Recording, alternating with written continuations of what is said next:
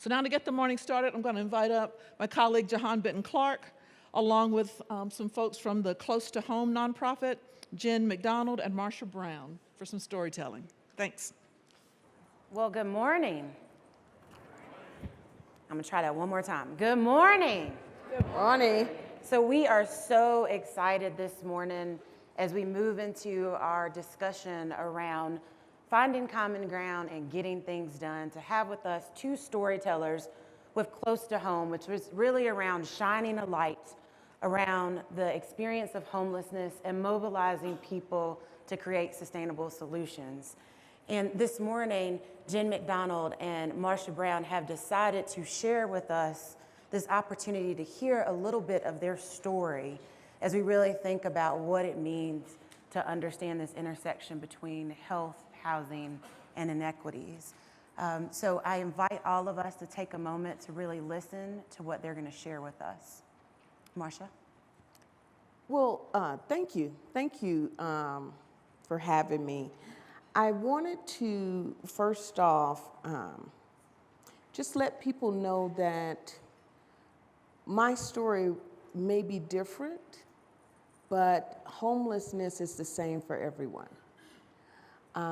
I come from Detroit. I came here in '03, and things are going great, actually. I worked at a credit bureau, and my kids were doing good. They were soaring in school.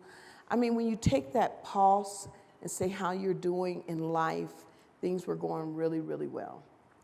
I started a nonprofit, started working with that, really feeling my passion of giving back to the community. And then I decided to open up my business.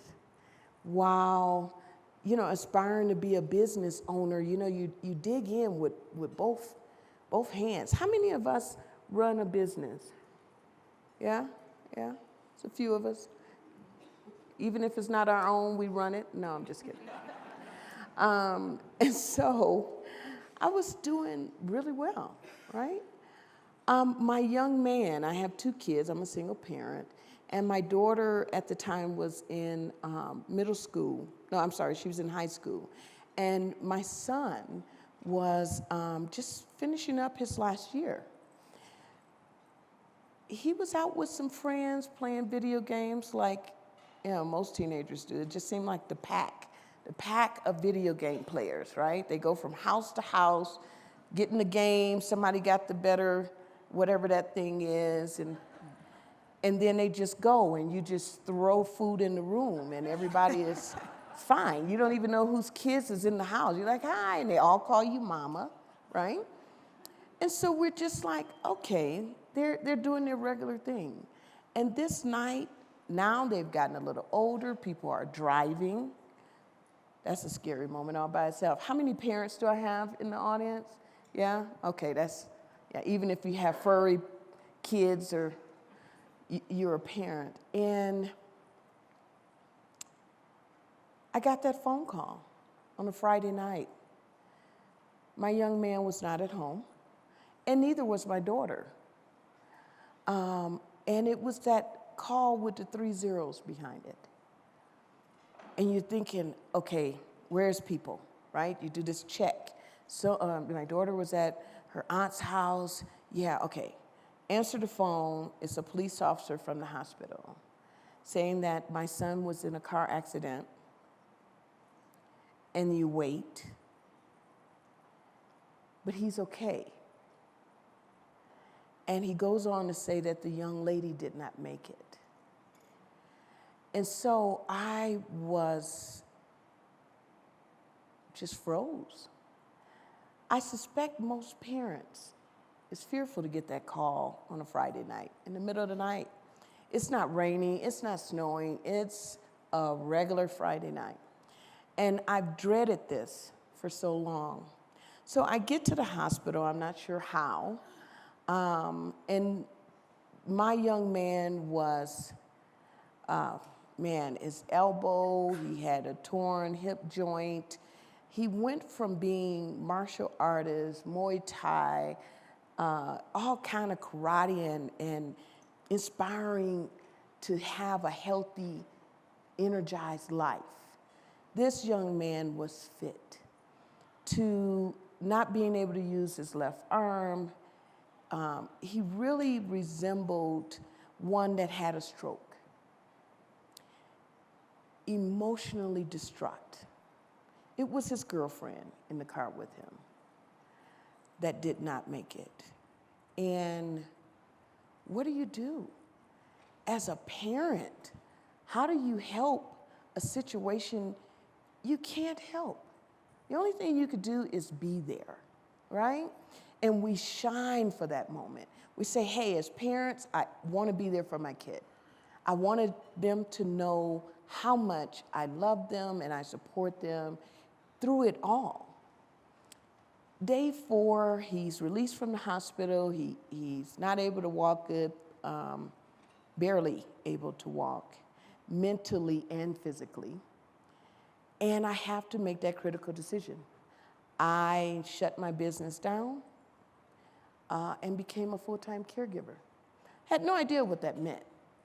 We think it's, okay, changing Band-Aids and doing it. No, that is picking a young man up off of the floor that is emotionally not wanting to be here anymore. And understanding that there is a reason that we have to do this. 6 months later, I live out my savings. I am homeless. There's no more money. What do you do when you're homeless? Where do you go? And from that moment, my entire life changed. And I'll stop there because I probably didn't took up all of everybody's time. But I just want you to know that the work that everybody does that help people with housing, with health, is critical. The reason you show up every day, whether you want to or not, whether you get along with your coworker, it has nothing to do with that. It has to do with people like me. And I stand up on the stage representing lots of people that you would not see. You would not see me on the corner. I wasn't on the corner. I was sleeping in my car. I was looking for housing, and I finally found it. Yeah. So in what could be my introduction to homelessness was also my introduction to true resilience, true advocacy, listening with the intent to hear and not with the intent to respond. Thank you so much, Marsha. Absolutely.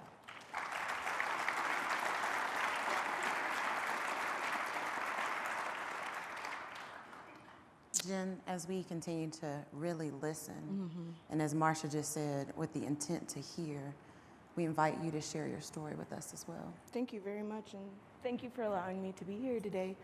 A lot of what Marsha said resonates within my story also. I don't think, and we talked about this last night, that anybody makes the conscious decision to experience homelessness. However, it happens, and it doesn't discriminate. It doesn't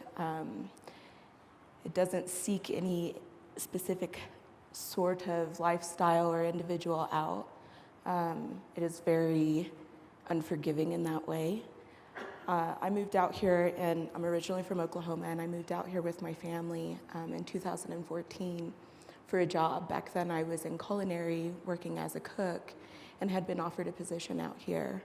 However, after selling all of my belongings, including our family vehicle, and riding the train out here, I found out that the position had been given to somebody else.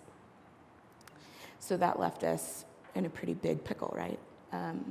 We were told that we could come home, but home, where my family was, is in the country outside of Tulsa, Oklahoma. So the job opportunities there are very slim to none. And we knew that if we went back, at the time I had a partner, that we would be putting a burden on my family. While we would be welcomed, we would be no better off than how we were when we landed in Colorado. So we made the conscious decision to dig deep and do whatever it took to stabilize ourselves. What was really surprising, two things really quick, was that we didn't realize how tight the housing market is out here, how incredibly competitive it is. And we had put a deposit, a security deposit, first and last month's rent, down on a rental property, sight unseen. So when the position fell through, we decided to be honest with the landlord and let him know while we had the income to document on paper, we no longer had the income to sustain the rental property. And that was enough for him to disqualify us. And we had to forfeit our security deposits. That was not a small chunk of change, as I'm sure most in this room probably know. And we were also told that if we didn't have a plan of action and no family, that we needed to get to Denver. Denver was where the resources were. And so we took the last little bit of money that we had, and we were in Colorado Springs, and got on a bus and came to Denver. And we arrived in the middle of the night, didn't know the layout of the city, had no idea where to go, didn't even have enough money in our pocket for a hotel room that night, and ended up riding the light rail, thank goodness, warmth, for the majority of the evening before spending my first night in Denver sleeping in a laundromat. That was really eye-opening. It really, really made me ask myself, what choices have I made to lead me to here? Is this my fault? Or am I a product of unfortunate circumstances? Come to find out, there are a lot of people that look like me that are a product of circumstances that are outside of our control. Like I said, I don't believe that anybody intends to experience homelessness. I think it is something that definitely happens and like I said, doesn't discriminate. Fast forward, I accumulated every contact I could come up with, whether it be faith-based or food banks or individuals helping, and called and asked, what do I have to do? How do I qualify? And more times than not, I didn't qualify for one reason or another. And I quickly found out through larger organizations that I don't fit the criteria to receive immediate assistance, disability, mental health issues, criminal record. I was able-bodied, ready to work and do whatever it took to get myself out of the situation, and that was enough to be turned away. They said, we can't help you. You're one break away from being stable, but no one ever offered what that break looked like. No guidance how to find it. That was really breathtaking. I'm here practically begging with my family, saying, we need your help. And you're telling me that I am too close to being stabilized, that you have nothing. And that was really wild to me. It took an entire year before we found a program that helped our family stabilize. They gave us the tools to really think outside of just emergency housing and staying in that survival cycle, because it is very true. You stay trying to make it 1 hour, 1 day, one night at a time, that it's hard to get out of that cycle if you're not given the resources and the tools to reset. And this program allowed us to do that. Helped me get enrolled in school. I am a veteran storyteller now with Miss Marsha, and I work for a fantastic foundation. And I am an independent single mother of 2 kids who are thriving in Denver. But I know that I wouldn't be sitting on this stage right now if all of the people in this room weren't doing and continue to do the work that they do. Thank you so much for sharing your story with us.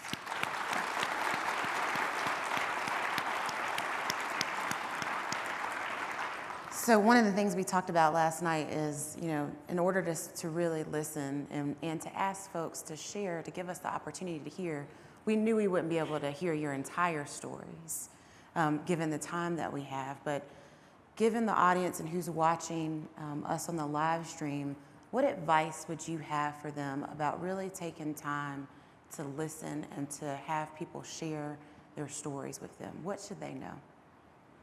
Well, they should make space. You know, it's hard to share a story if there isn't space made at, you know, the tables where decisions are being made and where the conversation is shifting in a way that it can be felt.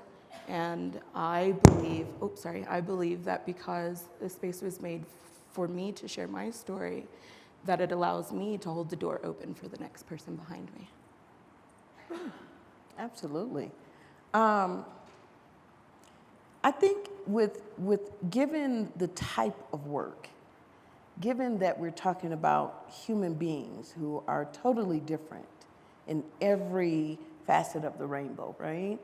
I think that opportunity to listen, be at the table with the decision makers, have a voice from someone that's on the ground and understands that real work.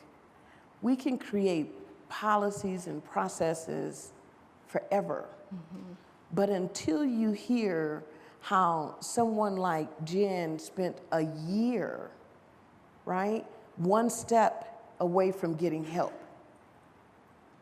I was told when I walked into Warren Village that the wait list was 3 to 6 months. That's like telling someone you cannot get sound rest. Most people can't go a week, right? We're trying to figure out something to help us sleep better. But you can't get sound rest for 3 to 6 months. That's crazy. Sounds ludicrous. I'm a human being. I'm a person with children. And if there's some decisions to be made, please allow an opportunity for me to remain human. I don't have to fit in. See, I didn't abuse substance. I didn't have something else going on. My son was in a car accident. I lived out my savings and I became homeless. How can I get help? Other programs won't help me. To this day, I closed on my home October 2017 with the help from grants, from Denver Housing Authority, from self-sufficiency programs, from resident achievement programs, from completing skill sets at Warren Village, from taking on all of these little things. People, because they're homeless, do not have determination. Some people don't have a lot of resilience. So know that when I'm asking for help, if I look emotional, I still need your help. That's what I would like for folks to know. Ask me, and then create something for somebody like me. Thank you all so much for sharing your stories with us.